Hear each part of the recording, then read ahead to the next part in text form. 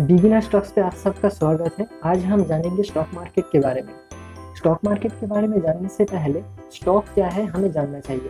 Stock is a part of ownership of business in any company और organisation. मतलब कोई भी कंपनी का अगर आप ओनरशिप खरीदना चाहते हो, ओनरशिप चाहते हो, कोई कंपनी में अगर आप निवेश करना चाहते हो तो उस कंपनी का आपका स्टॉक खरीदना पड़ेगा।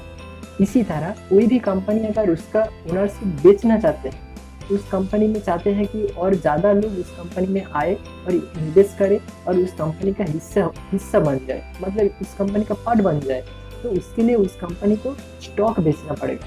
स्टॉक मतलब मालिकाना उनको बेचना पड़ेगा। एक बात हम सबको याद रखना चाहिए कि ओनरशिप उसी को ही मिलेगा। ओनरशिप बोले तो जो कमांडिंग ओनरशिप होता है, जो कंपनी को चलाने वाला होता है, जो कंपनी को लीडरशिप देने वाला होता है, डिसीजन मेकर होते हैं, वो सबको उन सबको तभी लीडरशिप मिलेगा, उस कमांडिंग ओनरशिप मिलेगा जब उनके पास मेजोरिटी शेयर होल्डर रहेगा। मेजोरिटी शेयर उनके पास रहेगा, मतलब मोर देन 50% शेयर उनके पास रहना चाहिए, तभी उसको उस कंपनी का लीडरशिप मिलेगा। नेक्स्ट हम जानते हैं स्टॉक मार्केट क्या है। Stock market is a platform where buyers and sellers can exchange their ownership and settlement their ownership of business। मतलब स्टॉक मार्केट एक प्लेटफॉर्म होता है, जैसे अमेजन, फ्लिपकार्ट, इंडिया मार्ट, इस तरह के बहुत सारा ऑर्गेनाइजेशन है जो क्या करते हैं, एक प्लेटफॉर्म प्रोवाइड करते हैं बायर्स को और सेलर्स को। बायर्स और सेलर्स ने एक प्रोफाइल क्रिएट करता है, सेलर्स ने उनका प्रोडक्ट बेचता है और बायर्स ने उसकी ज़रूरत के हिसाब से उनका प्रोडक्ट खरीदता है।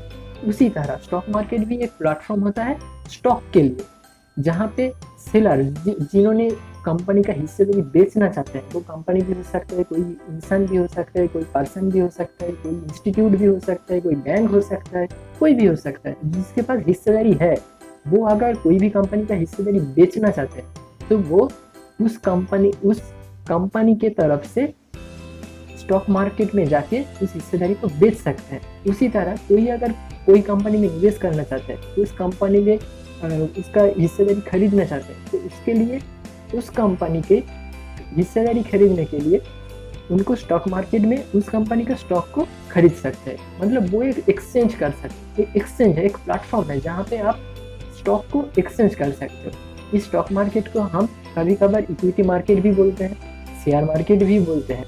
कभी इक्विटी मार्केट क्या है, इक्विटी मार्केट में इक्विटी मतलब शेयर जो एक्सचेंज होता है, और शेयर मार्केट में भी शेयर एक्सचेंज होता है। कमोडिटी मार्केट भी इस तरह से, जहाँ पे कमोडिटीज़ में एक्सचेंज होता है, जैसे अब मान लीजिए सोना हो, चांदी हो और जिंक हो, कोई भी धातु हो, वो एक्सचेंज होता है। कच्चा तेल भी होता है। इस तरह से उसको कमोडिटी मार्केट कहते हैं, कमोडिटी एक्सचेंज कहते हैं। नेक्स्ट हम जानेंगे history of stock market. Stock market का कॉन्सेप्ट कहाँ से आया। स्टॉक मार्केट का कॉन्सेप्ट एक्चुअली आया था डच ईस्ट इंडिया कंपनी ने 1611 में फर्स्ट ये इंट्रोड्यूस किया था, जो ऑफिशियली फ्रांस के स्टॉक एक्सचेंज पे वो ऑफिशियली लिस्टेड हुआ था और इनकॉर्पोरेट हुआ था। चलिए उसका कुछ पिक्चर आप लोगों को मैं दिखाता हूँ। ये है Dutch east India company. Dutch east India company ने 1611 में जो पहले स्टॉक मार्केट में इन्वेस्टेड हुआ था फ्रांस में, फ्रांस के एक्सचेंज पे, और ये था उनका फर्स्ट कॉन्ट्रैक्ट नोट, मतलब जिसके ऊपर हमारे स्टॉक का जो सारा डिटेल्स दिया हुआ रहते हैं, वो इसका ये पिक्चर है। वो पहले ज़माना का था और ये था पहला स्टॉक एक्सचेंज फ्रांस का, जो जहाँ पे ये कंपनी, ये जो पहले वाला जो कंपनी, ये डच ईस्ट इंडिया कंपनी ने 1611 में इनलिस्टेड हुआ था। हिस्ट्री ऑफ स्टॉक मार्केट पे जब इंडिया में स्टार्ट हुआ था, वो ईस्ट इंडिया कंपनी ने पहले शुरू किया था 18वीं सेंचुरी में। 18वीं सेंचुरी में ईस्ट इंडिया कंपनी ने जब उनका लोन का सिक्योरिटी ट्रेड करने लगा, जो सिक्योरिटी बेचने लगा, तभी ये कॉन्सेप्ट आया और ये स्टॉक मार्केट का कॉन्सेप्ट उसी दिन से पैदा हुआ इंडिया में। ईस्ट इंडिया कंपनी के बाद 1830 में कॉर्पोरेट ट्रेडिंग एक्चुअली स्टार्ट हुआ था। जितना देर तक मैंने पढ़ा कि बॉम्बे में टाउन हॉल के ऑपोजिट में एक बेनियन ट्री हुआ करता था, बट ब्रिक्स हुआ करता था, उस ब्रिक्स के नीचे ये सारा ट्रेडिंग हुआ करता था। मैंने ये पढ़ा। वो कॉटन प्रेस और बैंक का जो शेयर होता था वो ट्रेड हुआ करता था 1830 में। उसके बाद 1875 में दलाल स्ट्रीट में BSE बॉम्बे स्टॉक एक्सचेंज का इस्टेब्लिश हुआ, जो एशिया का one of the oldest stock exchange है। उसके बाद 1908 पे कलकत्ता स्टॉक एक्सचेंज का इस्टेब्लिश हुआ, जो जूट और प्लांटेशन के लिए, मेनली जूट मिल और प्लांटेशन मिल के हिस्सेदारी ट्रेडिंग करने के लिए जो इस्टेब्लिश हुआ था। उसके बाद 1992 में NSE का इस्टेब्लिश हुआ था, जिसके ऊपर हम सब ने ट्रेडिंग करते हैं। NSE और BSE दोनों के ऊपर हम सब ने ट्रेडिंग करते हैं, आज भी ट्रेडिंग करते हैं। स्टॉक मार्केट के बारे में जानने के लिए सबसे पहले हम सबको जानना चाहिए सेबी के बारे में। सेबी को ना जान के ये स्टॉक मार्केट अधूरा रह जाता है। स्टॉक मार्केट के बारे में सेबी एक अथॉरिटी है, रेगुलेटरी अथॉरिटी है गवर्नमेंट ऑफ इंडिया की तरफ से। ये 1988 में इस्टेब्लिश हुआ था।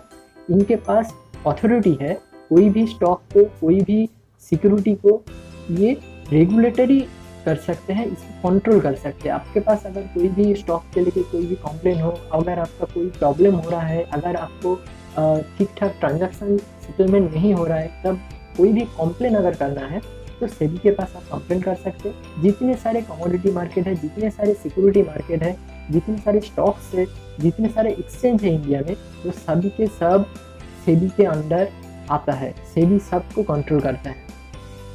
उसके बाद हम सबको ये बात जानना चाहिए, stock market is an opportunity, absolutely opportunity. देखिए, आपके पास अगर 2000 रुपया है, आप अगर आज बिजनेस करना चाहते हो तो आपको क्या करना पड़ेगा? पहले एक दुकान खरीदना पड़ेगा, वहाँ पे माल लगाना पड़ेगा, वहाँ पे जाके आपको सामान बेचना पड़ेगा, उसके बाद आप पैसा कमा सकते हो। लेकिन अगर आप इन्वेस्ट करना चाहते हो, कारोबार करना चाहते हो, बिजनेस करना चाहते हो, तो आपके पास जितने पैसा है वो ना क्यों ना 100 रुपया हो, वो आप अगर स्टॉक मार्केट में इन्वेस्ट कर सकते हो तो आप भी एक बिजनेसमैन बन सकते हो, आप भी एक इन्वेस्ट कर सकते हो, आप भी एक इन्वेस्ट के रूप से आप बिजनेस कर सकते हो। ये अपॉर्चुनिटी, ये पूरा ओपन प्लेटफॉर्म सबके लिए, मतलब ना आप कोई भी, मतलब आपके पास अगर एक डीमैट अकाउंट हो, आपके पास एक बैंक अकाउंट हो, तभी आप कर सकते हो। कोई यहाँ पे भेदभाव नहीं है,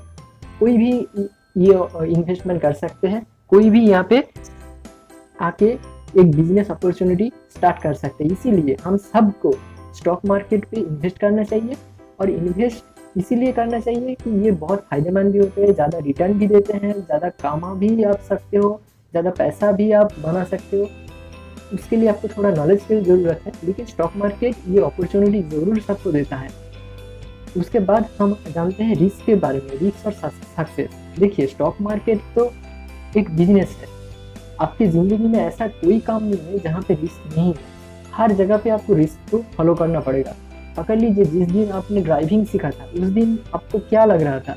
आपको बहुत डर लग रहा होगा, आपको बहुत तकलीफ आया होगा कि कैसे ड्राइव करे, किसी को एक्सीडेंट ना हो जाए, कहीं पे हमारे गाड़ी को नुकसान ना आ जाए। इस तरह से ना जाने कितने कुछ आपके मन में सवाल आ रहा था, क्योंकि जो सीख गया, मतलब जिसको ड्राइविंग आ गया, उनको डर लगता है क्या?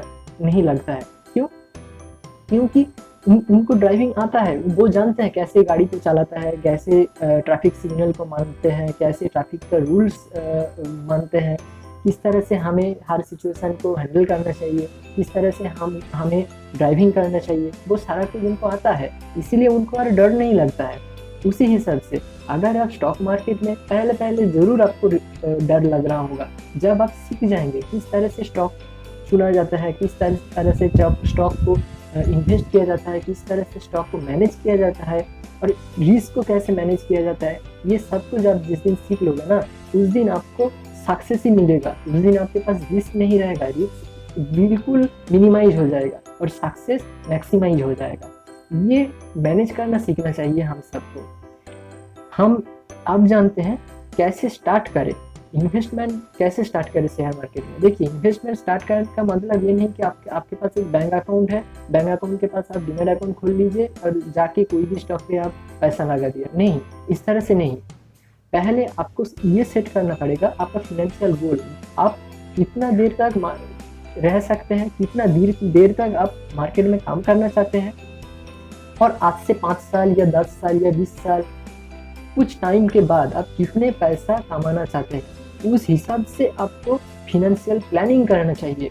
उस हिसाब से आपको फिनेंशियल प्लानिंग के बाद उस हिसाब से आपको पैसा सेविंग करना पड़ेगा। पैसा नहीं सेविंग करोगे तो इन्वेस्ट कहाँ से करोगे? इन्वेस्ट नहीं करोगे तो पैसा आएगा कैसे? आपका गोल, आपका जो एम है, आपका ज़िंदगी में जो प्लानिंग है, वो प्लानिंग सक्सेस कैसे होगा? नहीं होगा ना। इसके लिए आपको पहले स्टॉक मार्केट में आने से पहले आपको फिनेंशियल गोल तैयार करना पड़ेगा। उसके बाद उसके हिसाब से एक प्लानिंग करना पड़ेगा, उसके हिसाब से उसको सेविंग्स करना पड़ेगा।